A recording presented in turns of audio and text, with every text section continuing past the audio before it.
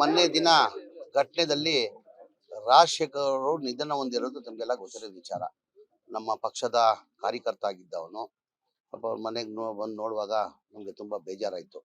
ಅವ್ರಿಗೆ 4 ಮಕ್ಕಳು ಇದ್ರು, 2 ಹೆಣ್ಮಕ್ಳು, ಒಬ್ಬ ಗಂಡು ಮಗ.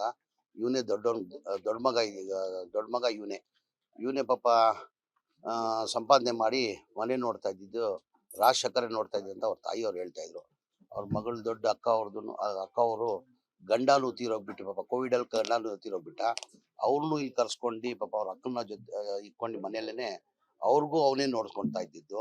ಈಗ ಅವ್ನು ಚಿಕ್ಕ ತಮ್ಮ ಇದ್ದಾನೆ, ಅವನು ಕೆಲಸ ಮಾಡ್ತಾ ಇಲ್ಲ. ತಂದೆಯವರು ಬಹಳ ಹಿಂದೆನೆ ಸಣ್ಣ ಪುಟ್ಟ ಅದು ಹೋಟೆಲ್ ಒಂದು ಇಟ್ಕೊಂಡಿದ್ರಂತೆ, ಅದ್ರಲ್ಲಿ ಅವರೂ ತೀರೋಗ್ಬಿಟ್ಟಿದ್ರು. ಹಾಗಾಗಿ ಬಹಳ ಬಡತನ ಇತ್ತು. ಹಾಗಾಗಿ ನಮ್ಮ ಕಡೆಯಿಂದ ಭರತ್ ರೆಡ್ಡಿ ಕಡೆಯಿಂದ, ಗಣೇಶಿಂದ ನಾವೇನೋ ಸಣ್ಣ ಕಾಣಿಕೆ, ಅವನಿಗಂತೂ ನಾವು ತರಕ್ ಸಾಧ್ಯ ಆಗಲ್ಲ. ಒಂದು ಸಣ್ಣ ಕಾಣಿಕೆ ಅವ್ರ ಕುಟುಂಬಕ್ಕೆ ಒಳ್ಳೇದಾಗ್ಲಿ ಅಂತ ಒಂದು ಸಣ್ಣ ಕಾಣಿಕೆ ಸಹಾಯನ ನಮ್ಮ ಕಡೆಯಿಂದ ನಾವು ಮಾಡಿದ್ವಿ. ಎಷ್ಟು ಸರ್? ಅದ್ ಬೇಡ, ಅದ್ ಹೇಳದ್ ಬೇಡ. ಅದು ಪಾಪ ಕಾಣಿಕೆ ಇಲ್ಲ, ಬೇಡ, ಅದ್ ಬೇಡ. ಅದೇನೋ ಒಂದು ಕೊಟ್ಟಿದೀವಿ ಅವ್ರಿಗೆ, ಏನ್ ಕೊಟ್ಟರು ಕಡಿಮೆ. ಆ ಹುಡುಗನ್ಗಂತೂ ಬೆಲೆನೆ ಕಟ್ಟಕ್ಕಾಗಲ್ಲ ನಾವು. ರಾಜಶೇಖರ್ ಅವನ್ ಜೀವ ಹೋಗಿರೋದು ಆ ಬೆಲೆ ಕಟ್ಟಕ್ ಆಗಲ್ಲ. ನಮ್ ಕಡೆಯಿಂದ ಏನ್ ಸಹಾಯ ಮಾಡ್ಬೇಕು ನಾವು ಒಂದ್ ಸಹಾಯವನ್ನ ಮಾಡಿದೀವಿ. ಪಾರ್ಟಿಯಿಂದನೂ ಮಾಡ್ತಾರೆ, ಪಾರ್ಟಿಯಿಂದನೂ ಅಧ್ಯಕ್ಷರು ಮಾತಾಡಿದ್ದಾರೆ. ಪಕ್ಷ ವತಿಯಿಂದ ಏನಂದ್ರೆ ನಮ್ಮ ಪಕ್ಷದ ಕಾರ್ಯಕರ್ತ, ನಿಷ್ಠಾವಂತ ಕಾರ್ಯಕರ್ತ, ಪಕ್ಷದ ಬಗ್ಗೆ ಬಹಳ ನಿಷ್ಠೆಯಿಂದ ಇದ್ದ. ಪಕ್ಷ ವತಿಯಿಂದನೂ ನಾವು ಏನೋ ಒಂದು ಮಾಡ್ತೀವಿ ಅಂತ ಅಧ್ಯಕ್ಷರು ಹೇಳಿದ್ದಾರೆ.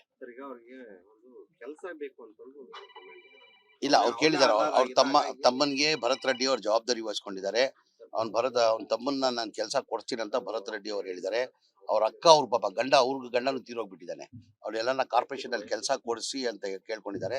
ಅವ್ರಿಗೂ ಎಲ್ಲಾನು ಒಂದು ಕೆಲಸದ ವ್ಯವಸ್ಥೆ ಮಾಡ್ಕೊಡ್ತೀವಿ. ಅದ್ರ ಜೊತೆಲಿ ಒಂದು ಸ್ಲಮ್ ಬೋರ್ಡ್ ಅಲ್ಲಿ ಪಕ್ಕದಲ್ಲಿ ನಮ್ ಜಾಗ ಇದೆ, ಸ್ಲಮ್ ಬೋರ್ಡ್ ಅಲ್ಲಿ ಮನೆ ಕೊಡಿ ಅಂತಾನು ಕೇಳ್ಕೊಂಡಿದ್ದಾರೆ. ಅದು ನಾವು ಮಾತು ಕೊಡ್ತೀವಿ ಅನ್ನೋ ಮಾತನ್ನ ಕೊಟ್ಟಿದ್ದೀವಿ ನಾವು. 25 ಲಕ್ಷ ಏನೋ ಕಾಣಿಕೆ, ಅದೇ ಬೆಲೆ ಕಟ್ಟಂಗಿಲ್ಲ ಅಲ್ಲ ವಾಸು, ಅದು ಬೆಲೆ ಕಟ್ಟಂಗಿಲ್ಲ. ಆ ಜೀವ ತರಕ್ ಆಗ್ತದ? 25 ಕೋಟಿ 50 ಕೋಟಿ ಕೊಟ್ರೆ ಆ ಜೀವ ತರಕ್ ಸಾಧ್ಯನಾ? ಸಾಧ್ಯ ಆಗಲ್ಲ. ನಮ್ ಕೈಯಿಂದ ಒಂದ್ ಸಣ್ಣ ಕಾಣಿಕೆನ ಕೊಟ್ಟಿದೀವಿ ಅವ್ರಿಗೆ. ಯಾವ್ದು ಇಲ್ಲ, ಈಗ ಮನೆ ಸ್ಲಮ್ ಬೋರ್ಡ್ ಇಂದ ಕಟ್ಕೊಡ್ಬೇಕಂತ ಮಾತು ಕೊಟ್ಟಿದ್ವಿ, ಮಾಡಿಸ್ಕೊಡ್ತೀವಿ. ಅದೆಲ್ಲ ಮಾಡಿಸ್ಕೊಡ್ತೀವಿ. ಈಗ ನಮ್ಮ ಪಕ್ಷದ ಕಾರ್ಯಕರ್ತ ನಮ್ ಜವಾಬ್ದಾರಿ ಆಗ್ತದಿಲ್ರಿ, ಅದೆಲ್ಲ ನಾವು ಮಾಡ್ಬೇಕಾಗ್ತದೆ. ನಾ ಇಲ್ಲಿ ಭರತ್ ರೆಡ್ಡಿ ಇಲ್ಲಿ, ನಾಗೇಂದ್ರ ಅವ್ರ ಇಲ್ಲಿ, ಗಣೇಶ್ ಅವ್ರ ಇಲ್ಲಿ, ಅದೆಲ್ಲ ನಮ್ ಜವಾಬ್ದಾರಿ ಆಗ್ತದೆ. ನಮ್ಮ ಪಕ್ಷದ ಕಾರ್ಯಕರ್ತ ಅವನು. ಈ ತರ ಘಟನೆದೆಲ್ಲ ಹೋಗ್ತಾರಂತ ಯಾರು ನಿರೀಕ್ಷೆ ಇಟ್ಟಿರ್ಲಿಲ್ಲ. ಈ ಘಟನೆಗೆ ಪ್ರಮುಖ ಕಾರಣ ಏನು? ಇಂಟೆಲಿಜೆನ್ಸ್ ಫೇಲ್ಯೂರ್ ಏನು? ಇಲ್ಲ, ಈಗ ಏನಾಗಿದೆ ತಮ್ಗೆಲ್ಲ ಗೊತ್ತಿರೋದು ವಿಚಾರ, ಬ್ಯಾನರ್ ವಿಚಾರಕ್ಕೆ ಆಗಿರೋದು. ಈಗ ಒಂದು ದೊಡ್ಡ ಕಾರ್ಯಕ್ರಮನ ಮಾಡ್ತಾ ಇದೀವಿ. ಇವತ್ತೇ ಕಾರ್ಯಕ್ರಮ ಇದ್ದಿತ್ತು. ನಮ್ಮ ವಾಲ್ಮೀಕಿ ಸ್ಟ್ಯಾಚ್ಯೂನ ಇವತ್ತು ಇನಾಗ್ರೇಷನ್ ಕಾರ್ಯಕ್ರಮ ಇಟ್ಕೊಂಡು ಒಂದು ದೊಡ್ಡ ಮಟ್ಟದಲ್ಲಿ ಕಾರ್ಯಕ್ರಮ. ಬಹಳ ವರ್ಷದಿಂದ ಈ ಬಳ್ಳಾರಿ ಜಿಲ್ಲೆಯಲ್ಲಿ ಒಂದು ಆಸೆ ಇತ್ತು, ಬಹಳ ಜನಕ್ಕೆ ಒಂದು ಆಸೆ ಇತ್ತು.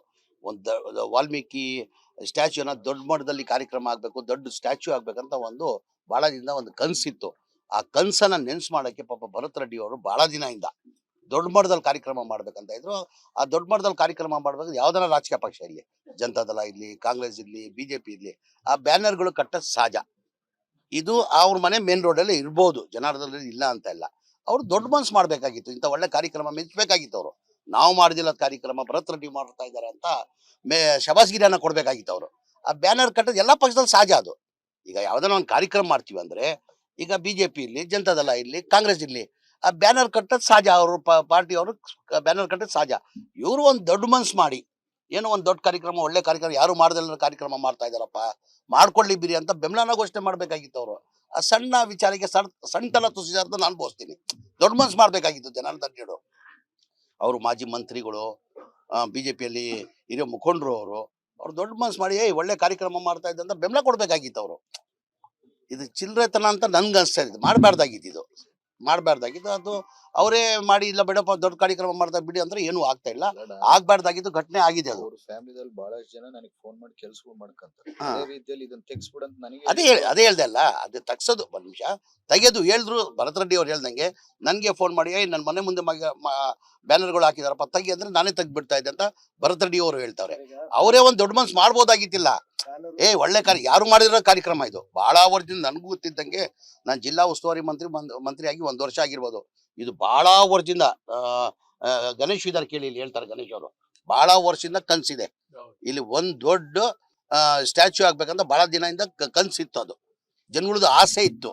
ಆ ಆಸೆ ಪ್ರಕಾರ ಪಾಪ ಭರತ್ ರೆಡ್ಡಿ ಅವರು ಆಸೆಯಾಗ ಒಂದು ಕನಸಿತ್ತು ಅದ್ ನೆನ್ಸ್ ಮಾಡುವಂತ ಹಿನ್ನೆಲೆಯಲ್ಲಿ ಈ ದೊಡ್ಡ ಕಾರ್ಯಕ್ರಮ ಮಾಡ್ಬೇಕಂತ ಮಾಡಿದರೆ ಆ ಬ್ಯಾನರ್ ವಿಚಾರಕ್ಕೆ ಆಗ್ಬಾರ್ದಾಗಿತ್ತು. ನಾನು ಮೊನ್ನೆನೂ ಹೇಳಿದ್ದೀನಿ, ಇವತ್ತು ಹೇಳಿದ್ದೀನಿ. ಅದಾಗ ಒಬ್ಬ ಬಲಿ ತಗೊಂಡಿದ್ದಾರೆ. ಈಗ ಯಾರು ಬಡವರಿಗೆ ಯಾರು ಏನ್ ಇದ್ ಮಾಡಿ ಸಾಧನೆ ಮಾಡಿದ್ರದಲ್ಲಿ? ಯಾರು ಸಾಧನೆ ಮಾಡಿದ್ರದಲ್ಲಿ? ಒಬ್ಬ ಜೀವ ಹೋಯ್ತದಲ್ಲಿ, ರಾಜಶೇಖರ್ ಜೀವ ಹೋಯ್ತು. ಅದರಿಂದ ಏನ್ ಸಾಧನೆ? ಅವರೇ ಒಂದ್ ದೊಡ್ಡ ಮನ್ಸು ಮಾಡಿ ಮಾಡ್ರಪ್ಪ ನಮ್ದು ಬೆಂಬಲ ಇದೆ ಅಂತ ಹೇಳಿ ಮಾಡಿಸ್ಬೇಕಾದ್ರೆ ದೊಡ್ಡ ಮನುಷ್ಯರು ಆಗೋರು. ಸರ್ ಈಗ ಎಸ್ಪಿ ಅವ್ರನ್ನ ಸಸ್ಪೆಂಡ್ ಮಾಡಿದಿರಿ ಸರ್, ಸರ್ಕಾರದಿಂದ ಎಸ್ಪಿ ಅವ್ರನ್ನ ಸಸ್ಪೆಂಡ್ ಮಾಡಿದಿರಿ. ಅವರ ಚಾರ್ಜ್ ತಗೊಂಡು ಹೆಚ್ಚು ಕಡಿಮೆ ಇನ್ಸಿಡೆಂಟ್ ಆಗೋದಕ್ಕಿಂತ 1 hour ಮುಂಚೆ ಚಾರ್ಜ್ ತಗೊಂಡಿದ್ದಾರೆ ಸರ್. 2 ಗಂಟೆಗೆ ಚಾರ್ಜ್ ತಗೊಂಡಿದ್ರೆ 3:30ಗೆ ಈ ಒಂದು ಇಲ್ಲ, ಅವರು ಬೆಳಗ್ಗೆ 11 ಗಂಟೆಗೆ ಚಾರ್ಜ್ ತಗೊಂಡಿದ್ದಾರೆ. ಅವರು ಬೆಳಗ್ಗೆ 11 ಗಂಟೆನೋ 11:30ಗೆ ಚಾರ್ಜ್ ತಗೊಂಡಿದ್ದಾರೆ. ಅವ್ರ ಜವಾಬ್ದಾರಿ ಹೆಚ್ಚಾಗ್ತದೆ.